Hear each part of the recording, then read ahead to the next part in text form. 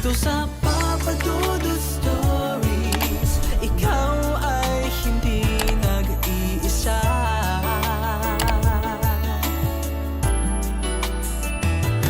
Dito sa Papa Dudut Stories, may nagmamahal sa'yo. Papa Dudut Stories, Papa Dudut Stories. Dear Papa Dudut, sa lahat po ng mga nakatutok ngayon, huwag pong kalimutan mag-like, mag-share at mag-subscribe. Maraming salamat po sa inyong lahat.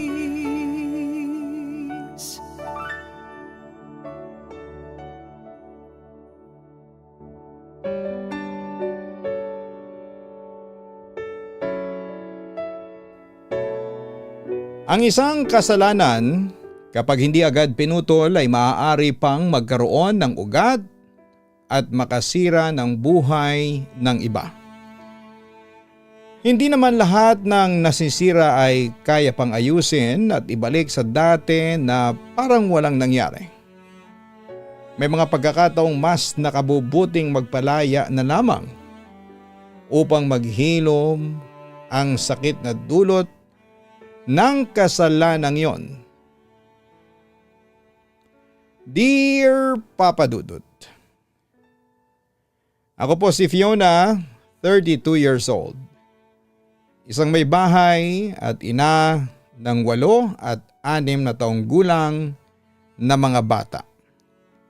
Noon nakala ko ay buo na ang mundo ko dahil may asawa kong mabait, responsable at tahimik na si Marco.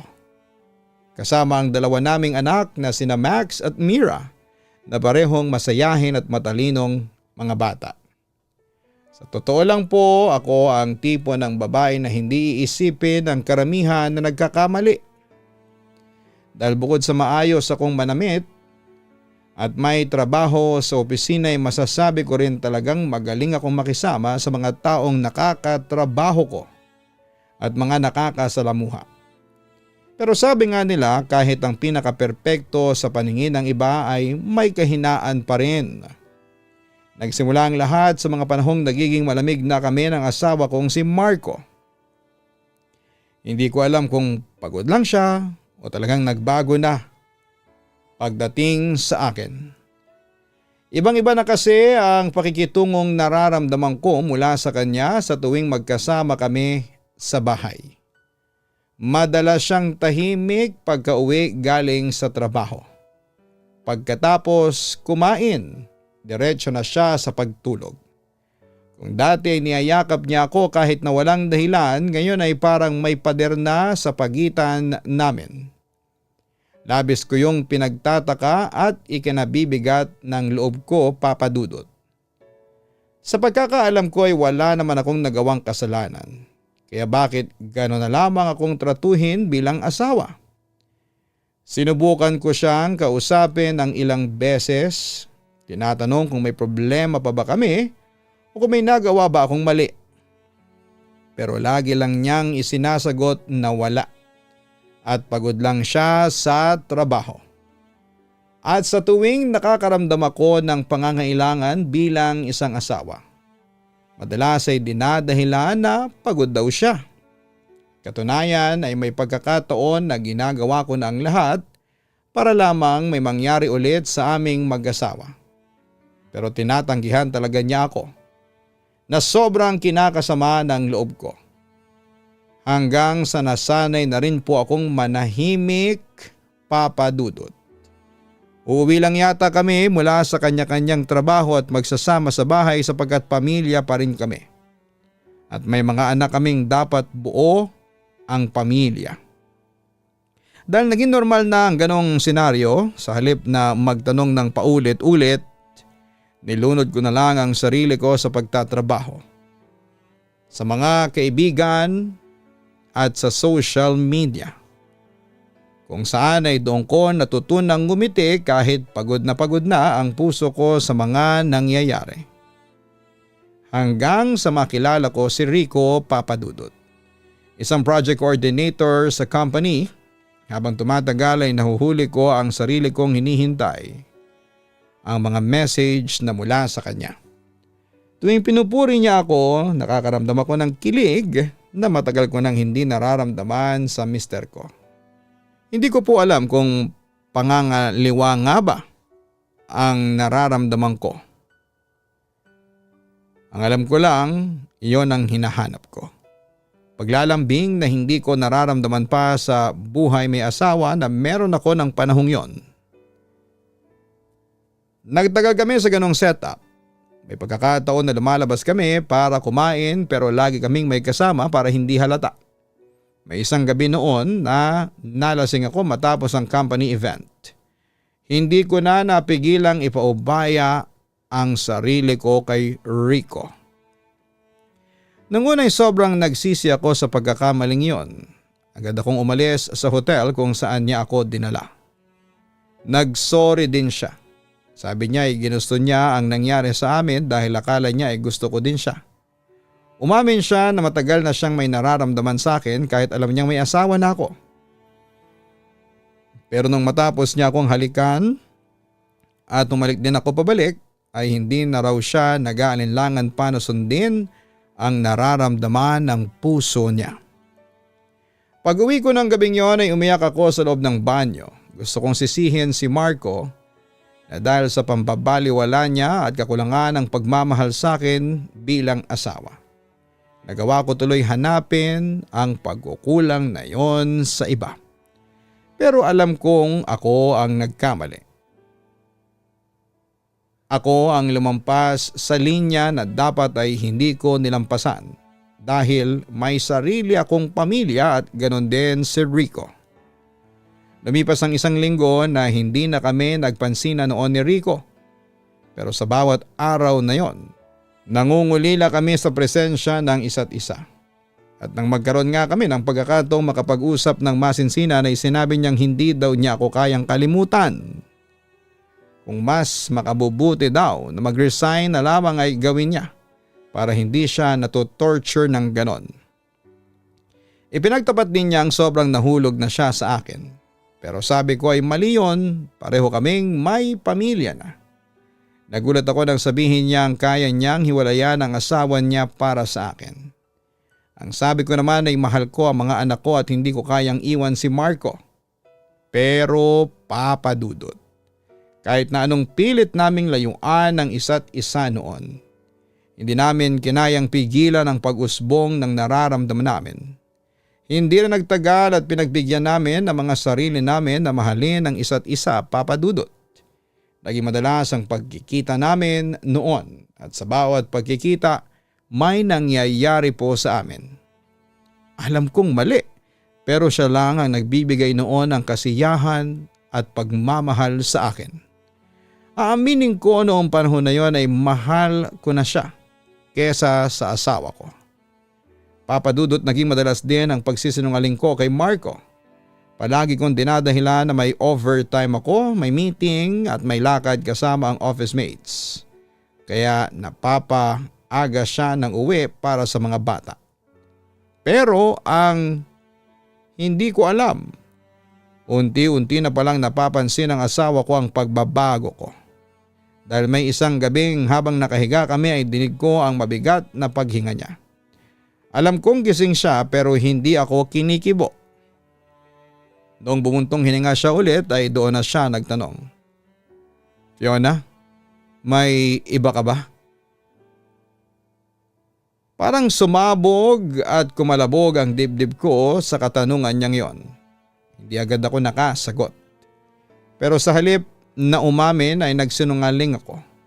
Sinabi kong wala, na sobrang abala lamang ako sa trabaho. Tinanong ko siya kung bakit niya ako tinatanong ng ganon pero hindi niya ako sinasagot. Nang ibalik ko ang tanong niya sa kanya ay walang imik na tinalikuran lamang niya ako at tinulugan. Pero makalipas ang ilang buwan, nakaramdam ako ng guilt, Papa Dudut. Kaya tinapos ko ang relasyon namin ni Rico at napagod din ako sa sitwasyong meron kami dahil alam ko kahit mahal namin ang isa't isa, ay wala pa rin yung patutunguhan. Natakot din akong baka pati trabaho ko ay mawala sa akin kapag may makahuli sa amin. Kahit ayaw niya ay pinilit ko siyang kalimutan ako. Sabi ko kahit wala pa siyang anak, huwag niyang aksahin ang buhay niya sa akin. Mahalin niya na lang ang asawa niya. Halos magmakaawa siya noon na huwag kong iwanan. Pero tuluyan ko pa rin siyang iniwasan noon, Papa Dudut. Nalipat din ako ng department noon kaya lalo kaming nagkaroon ng dahilan para itigil na ang lahat ng mayroon sa aming dalawa. Sinubukan kong ayusin ang sarili ko at ang relasyon namin ng asawa ko noong panahon na yon, Papa Dudut. Sobrang effort ang ginawa ko para lamang bumalik ang dati. Maaga na akong umuwi para ipagluto ang mag-ama ko. Kapag overtime, bumabawi ako sa kanila kinabukasan.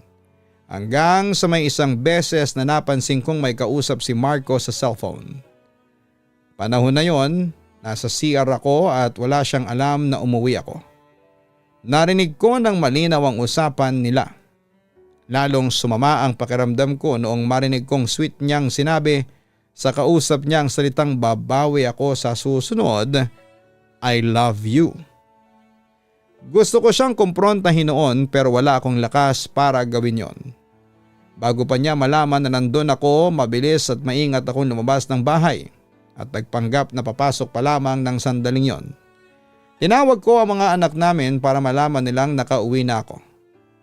Maya-maya ay sinalubong ako ng mga bata at kinuha ang mga dala kong pagkain, maging ang cake na para sa anniversary namin ni Marco.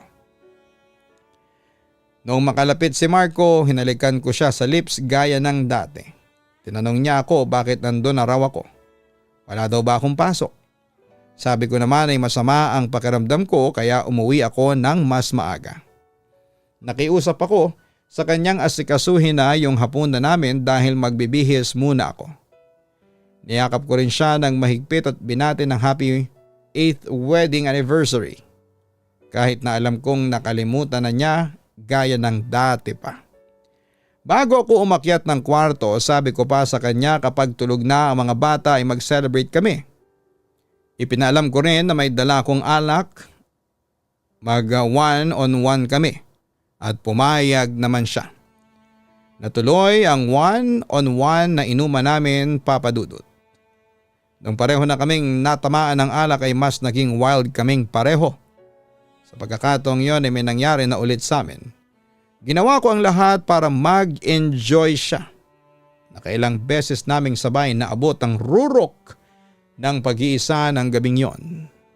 At simula noon sa bawat araw ay unti-unting bumabalik ang aming spark bilang mag-asawa na matagal nang nawala sa aming dalawa.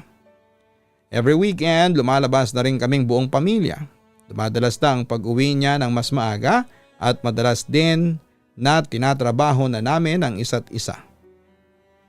Akala ko ay magiging okay na ang lahat sa pagitan naming dalawa ni Marco pero hindi ko alam ay may isa pa palang susubok sa akin ang panahon na yon, Papa Dudut. Sa bagong department na nilipatan ko ay nakilala ko si Arman. Isang binatang tahimik, matalino pero misteryoso. Tipo ng lalaki na hindi kailangang magsalita ng marami para maramdaman mong may lalim. Naging magkaibigan kami kahit na mas bata siya ng 3 taon sa akin. Maraming may crush sa kanya na katrabaho namin pero may haka-haka na bakla daw ito kaya single. Papa Dudut, sa mga panahon na sinusubukan kong bumawi kay Marco, si Arma naman ang naging comfort zone ko sa bawat araw na nahihirapan ako sa buhay. Sa bawat araw na malamig sa akin ang asawa ko. Hindi ko man ginusto pero tuluyan na naman akong nahulog sa maling tao. At doon ko rin tuluyang nasira ang sarili kong respeto dahil nalaman ni Marco ang lahat ng tungkol sa amin ni Arman. Isang araw habang nasa trabaho ako ay nag-message sa akin si Marco.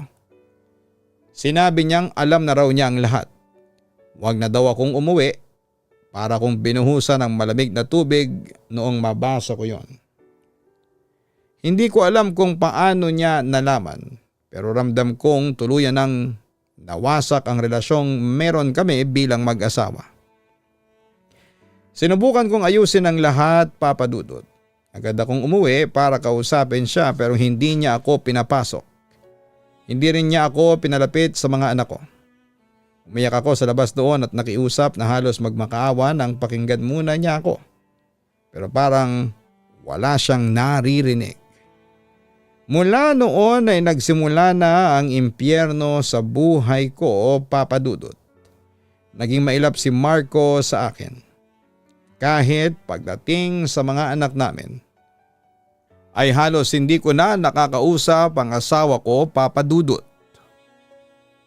Pero kahit na ganoon ay hindi ko sila sinukuan. Sabi ko sa sarili ko kung nagawa kong masira ang pagsasama namin ay kaya ko rin po itong ayusin. Sinimulan kong baguhin ang sarili ko, itinigil ko ang meron sa pagitan namin ni Arman. Nag-focus ako sa trabaho at ipinaglaban ang karapatan ko sa mga anak namin.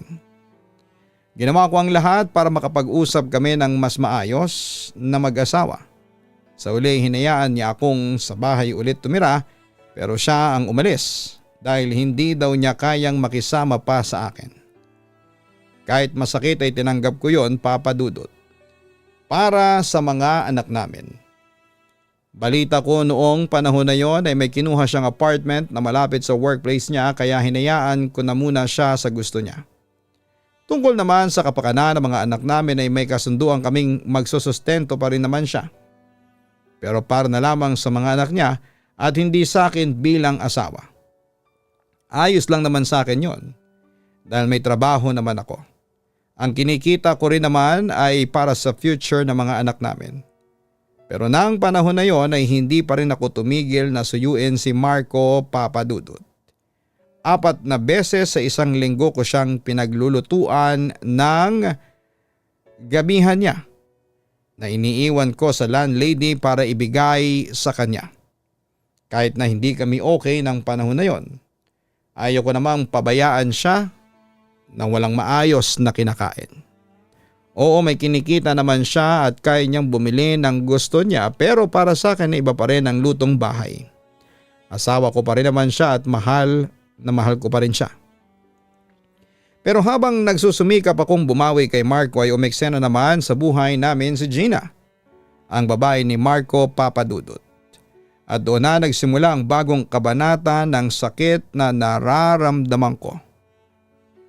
Naalala ko pa hapon yon, magdadala sana ulit ako ng pagkain sa apartment nang makita ko siyang may kasama habang papasok ng gate. Kasalukuyang inaabot ko sa landlady ko yung dala kong niluto ko. Pare-pareho kaming natigilan pagkakita sa isa't isa. Maging yung landlady, Papa Dudut. Hindi ko alam kung may karapatan pa ba akong magreklamo. Pero nung makita kong inuwi niya ang babae niya sa apartment ay parang binuhusan ako ng kumukulong tubig. Hindi ko na alam kung anong klaseng sakit ang naramdaman ko ng mga sandaling yon. Pero iba pala kapag ikaw na ang nasa kabilang panig, Papa Dudut. Ang sakit-sakit. Masasabi kong mas maganda sa akin yung babae, Papa Dudut.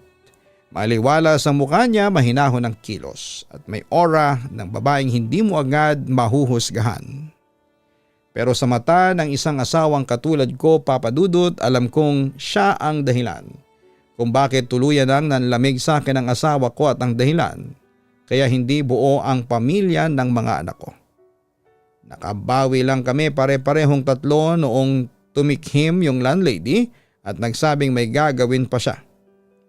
Sabi din niya, ako na lang daw ang mag-abot ng mga dala ko kay Marco dahil nandyan na daw ang asawa ko. Habang ang mister ko naman ay pinapasok muna niya yung babae bago ako harapin at tanungin kung ano ang ginagawa ko roon. Pero dahil sa sakit na nararamdaman ko ay binalik ko ang tanong sa kanya. Siya yung babae mo, hindi ba? Siya yun, di ba? Naiiyak na tanong ko. Sigurado kasi ako na ang babaeng yon at yung babaeng kausap niya noon sa CR noong panahong nahuli ko siya ay iisa lamang. Katunayan, Papa Dudut, simula noong naghinala na ako. May araw noon na hindi ako pumasok sa trabaho para lamang sundan ang asawa ko. Nalaman ko ang tungkol kay Gina. Hindi dahil sinabi ni Marco kundi dahil nakita ko silang magkasama mismo. Friday yun noon, birthday ng anak naming si Mia. Akala nila ay hindi ako makakauwi dahil nagpaalam akong may event na dadaluhan noon. Pero dahil postponed, maaga akong nag-out sa trabaho. Bumili rin ako ng cake ni Mia at nagpa siyang dumaan na sa pinagtatrabahuhan ni Marco para sabay na kaming umuwi. Pero nang makarating ako doon ay laking pagtataka ko nang may babaeng lumapit sa kanya. Pinayungan pa siya dahil umaambon ng sandaling yon. Doon ako kinutuban, Papa Dudut. Kaya sinundan ko sila. Inis na napabulalas na lamang ako sa hindi kalayuan at napamura nang makitang inuwi niya sa bahay namin ang babaeng yon. Yung babaeng may dalang regalo at iba pang shopping bags. Gusto ko silang sugurin noon pero mas pinili kong magkubli muna at matyagan sila. Natatandaan ko pa noon na bitbit ko sa mga kamay ko ang cake at regalo ko para sa anak ko. Papa Dudut, ang sakit-sakit na makitang kayang ipakilala ng asawa mo yung kabit niya. Friend daw niya sa mga anak ko. At sila ang magkakasama sa mahalagang araw na yon. Ang masakit pa, nakita ko kung paano tinitingnan ng mga anak ko ang babaeng yon na parang masaya sila na may bagong tita sila. Doon ko naramdaman yung hindi may paliwanag na kirot. Kasi alam kong kasalanan ko rin kung bakit nangyari ang lahat ng yon. Hindi ako nakapagsalita noong una, pero nang magpaalam na sila ni Marco pagkatapos ng handaan, doon ako napaiyak ng tahimik.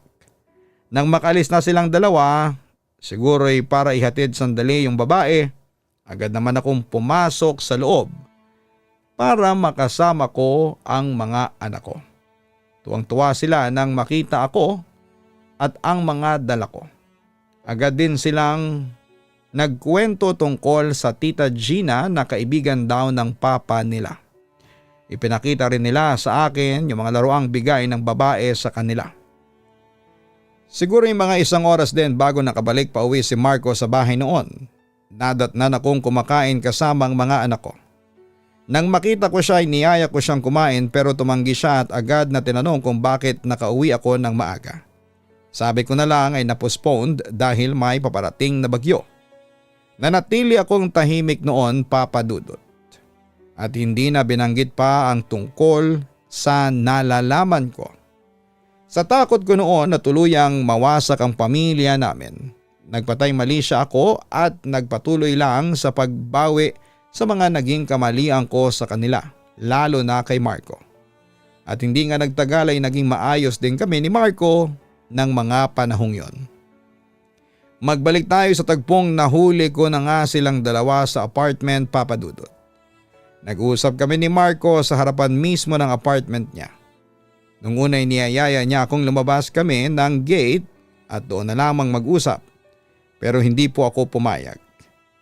Nasa ayaw at gusto niya ay doon lang kami mag-uusap na dalawa.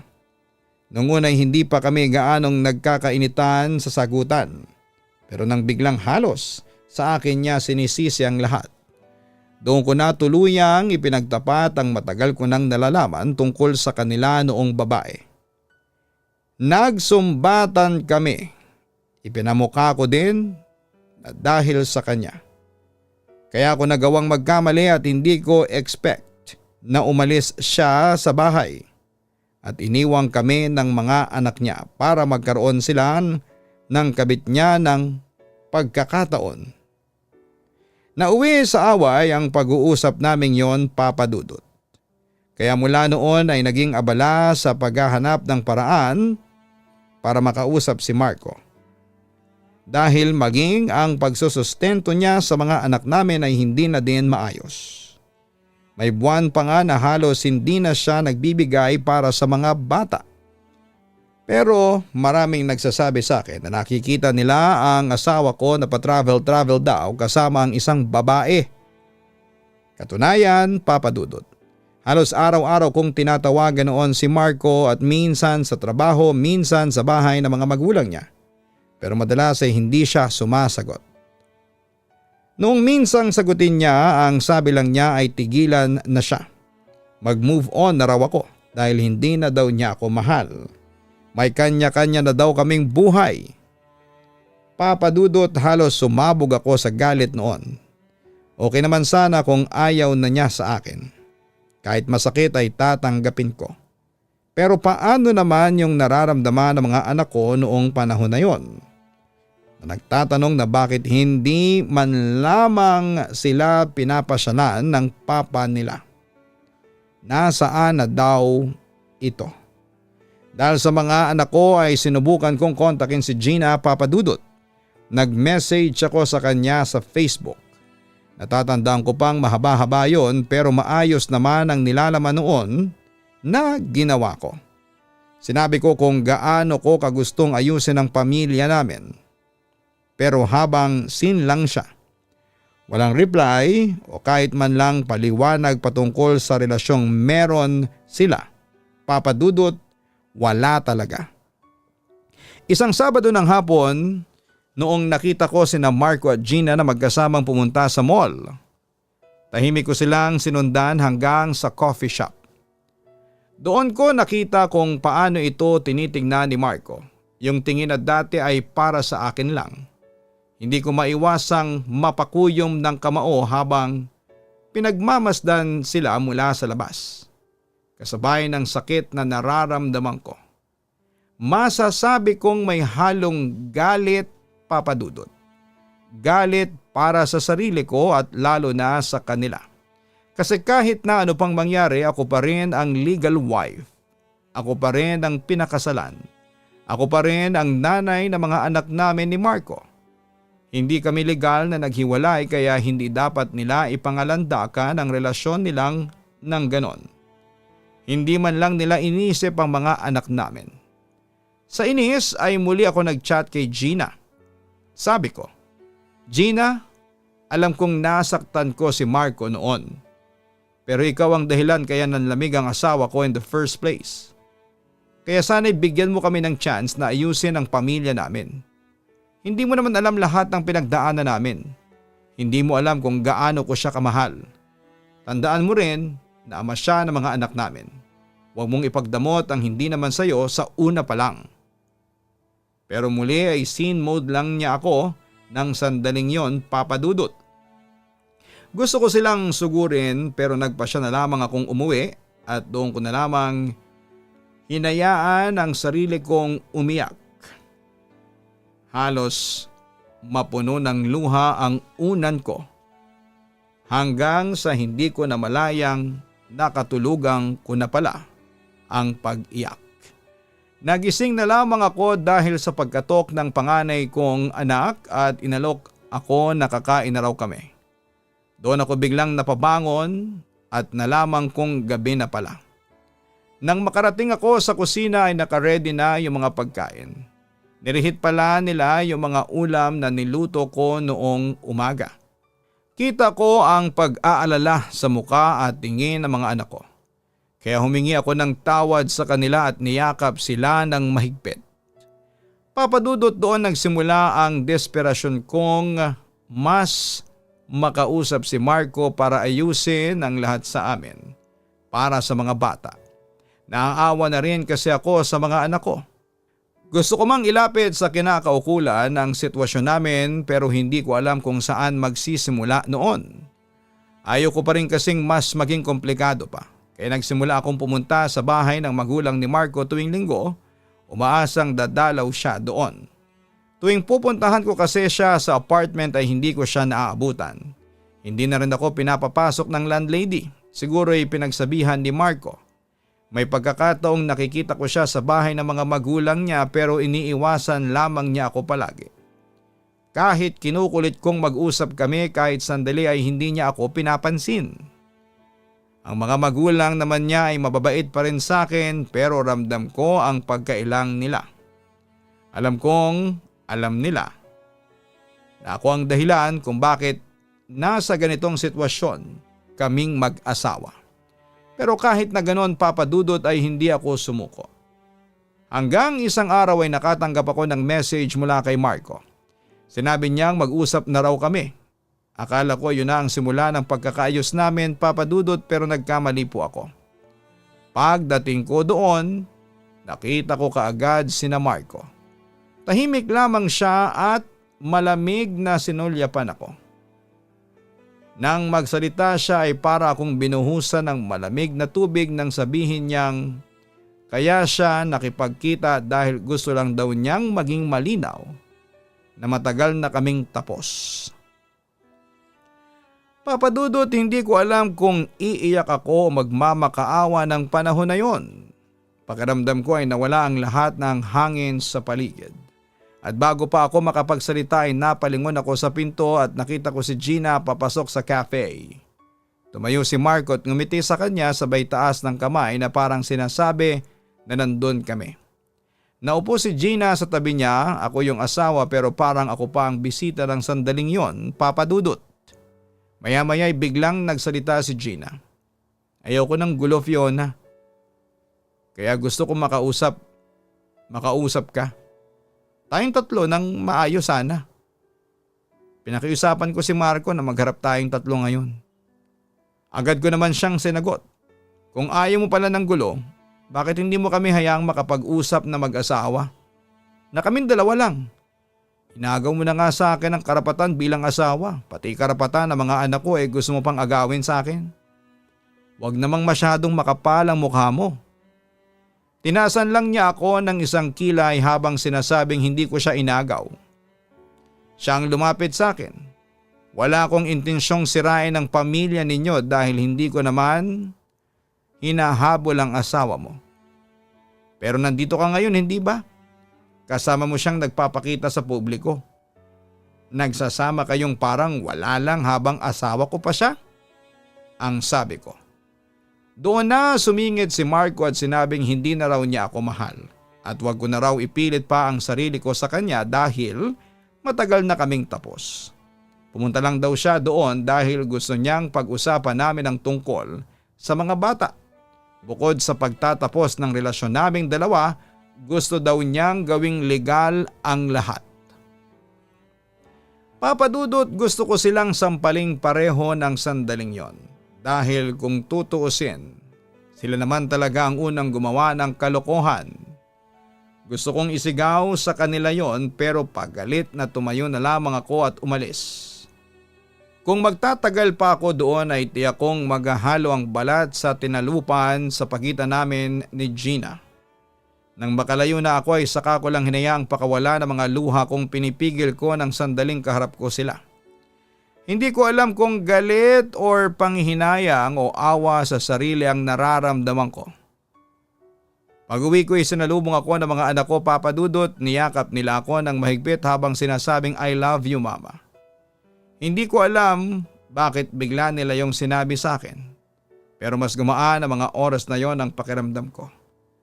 Doon ko rin na-realize na oo, iniwan ako ng asawa ko pero hindi pa naman tapos ang buhay ko. Kasi may dalawang dahilan pa ako. Kung bakit ako dapat na bumangon at hindi magpakalugmok. Yon ay ang mga anak ko. Kaya simula noon ay tinigilan ko na si Marco. Wala na rin akong mensahe kay Gina dahil minsan ay mas makabuluhan pa ang katahimikan kesa sa mga salitang puro sakit lang ang hatid. Papa Dudut, akala ko nga noon ay tapos na ang sakit pero isang araw ay dumating ulit si Marco. Hindi para makipagbalikan kundi para tuluyang magpaalam na. May dala siyang mga dokumento noong pumunta siya sa bahay. Tahimik siyang umupo sa harapan ko at sa gitna ng lamesa marahan niyang nilapag ang mga papeles. Habang sinasabing gusto niyang maging maayos ang lahat bago siya lumipad paalis ng bansa. Kaya sana daw ay makapag-cooperate ako at pirmahan ko na. Para kung binuhusan ng malamig na tubig, Papa Dudut, nang makita ang annulment paper pala yon. Kahit alam kong matagal na kaming tapos sa iba pa rin yung marinig at makita sa papel na tuluyan na kaming matatapos bilang mag-asawa. Hindi ako agad nakasagot noon, Papa Dudut. Narinig kong sabi pa niya na tumatak sa isipan ko hanggang ngayon. Wala naman akong gustong masaktan, Fiona. Pero gusto ko nang magsimula ng panibagong buhay kasama si Gina. Sana kahit papaano ay maintindihan mo rin ako. Sa loob-loob ko, Gusto kong sumigaw at usigin siya sa ginawa niya. Feeling ko ng sandaling yon ay agrabyado ako. Feeling ko ay parang planado ang lahat. Pero Papa Dudut, ano pa ba ang karapatan kong magalit? Kung ako rin ay nagawa ko ring magloko noon. Kaya imbes na sigawan siya ay napayuko na lamang ako habang tumutulo ang luha ko sa mga papel na nasa harapan ko. Sabi ko ay bigyan niya muna ako ng panahon para doon. Tumango lamang siya at umalis. Nang walang halik sa akin at walang yakap. Hindi gaya dati noong nagsisimula pa lang naming buuin ang pamilyang pinapangarap namin ng magkasama. Papa Dudut, ilang araw kong pinag-isipan ang tungkol sa annulment. At sa bawat gabing umiiyak ako ay lagi kong iniisip yung mga anak namin. Wala silang kasalanan pero silang madalas na naapektuhan sa lahat ng yon. Hanggang isang gabi habang pinapatulog ko si Mia matapos kong ipagtapat at ipaunawa sa kanilang dalawa ang tunay na sitwasyon namin ng papa nila. Maya-maya biglang nagtanong si Max. Ma, kapag annulled na ba kayo ni Papa? May bago na kayong parehong mapapangasawa? Sagot ko, anak, hindi naman laging tungkol sa bagong asawa. Minsan sapat na yung mahalin namin ulit ang sarili namin. Kung si Papa ninyo mas gusto niyang sumaya sa babaeng gusto niyang mapangasawa ulit, wala akong magagawa doon. Basta ako'y masaya na ako na kayo ng kapatid mo ang kasama ko. Sobrang mahal ko kayo. Mahigpit lang akong niyakap ng panganay ko matapos mag-I love you sa akin. At doon ay parang may liwanag na pumasok sa isipan ko. Siguro nga ito na ang tamang panahon para bitawan si Marco. Kaya kinaumagahan noon ay pinirmahan ko na ang annulment papers. Papa Dudut, lumipas sa mga buwan at tuluyan nang nag-grant ang annulment namin ni Marco. Sila naman ni Gina ay agad na nagpakasal sa simbahan base na rin sa mga chismis sa paligid. Sa tuwing dinadalaw ni Marco ang mga bata sa bahay ay tahimik lamang kaming nakatingin. Hindi na ako nasasaktan at wala na ring galit akong nararamdaman. Siguro dahil kahit papaano ay ginawa na niya ang responsibilidad niya bilang ama. Nagsusustento, bumubisita at ipinapasyal tuwing weekends sa mga anak namin. Tinuturuan naming dalawa ang mga anak namin na mahalin kaming pareho kahit na hindi na kami magkasama. At ako naman, Papa Dudut, ay patuloy lang sa buhay, naging full-time pastry seller sa online na mga brownies, cookies at banana loaves. May mga suki na rin ako at minsan ay pati si Marco ay bumibili. Reason niya ay para daw sa mga bata. Hinahayaan ko na lang. Papa Dudut, na-realize ko rin na minsan ay hindi kailangan ng forever para matutong magmahal. Na hindi kabawasan sa pagkatawang pagbitaw kung kinakailangan na. Minsan ay yung pa ang pinakamalakas na magiging dahilan para bumangon. Hindi lang para sa sarili kundi para sa mga anak na meron ka pa. Ngayon po ay masaya ako kasama ang anak ko at wala mang kami ni Marco. Pero may mga anak pa akong marespeto at mapagmahal na kasama ko sa hirap at ginhawa. Hanggang dito na lamang po, lubos na gumagalang, Fiona. Maraming salamat sa pagbabahagi ng kwento mo, Fiona. Nakakahangang naitaguyod mong mag-isa ang mga anak mo habang nag-i-enjoy ang asawa mo sa piling ng iba. At bilang kinalimutan ang obligasyon nila bilang ama. Mas nananaig pa rin sa iyo ang pagiging ina na hindi mo sila pinabayaan kahit na anumang mangyari. At sa uli hindi mo hinayaang lamunin ka ng galit kundi mas pinili mong bumangon at ipakitang kaya mong maging ama't ina sa kanila. Tandaan na ang pag-aasawa ay panghabang buhay na commitment na dapat ay pinaghahandaan at pinag-iisipan. At pinagtatrabahuhan siyempre. Huwag pumasok sa panibagong relasyon kung nakatali na at may pasang obligasyon sa binuong pamilya. Sana'y magsilbing aral po ito sa lahat ng mga nakikinig na sa bawat maling desisyon ng mga magulang ay may mga anak na maapektuhan at mahihirapan. Hanapin ang Kaistorya YouTube channel para sa mga horror stories at syempre ang Papa Dudut Family YouTube channel. Sana po'y mag-subscribe po kayo dyan. Maraming salamat po.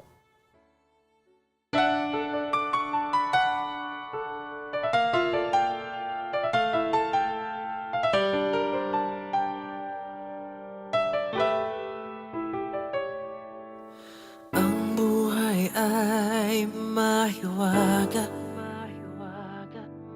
laging may lungkot at saya. Sa Papa Dudut Stories, laging may karamay ka.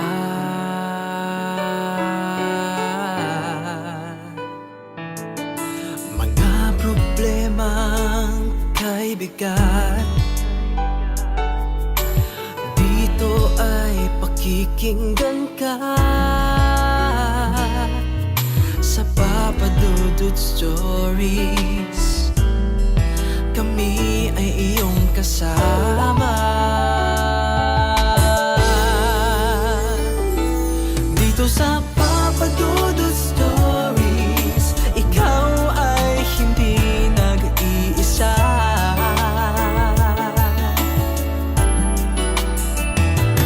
Dito sa Papa Dudut Stories, may nagmamahal sa'yo.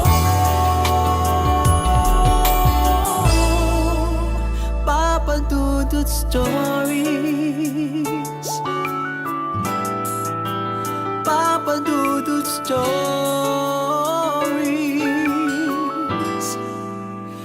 Papa Dudut Stories.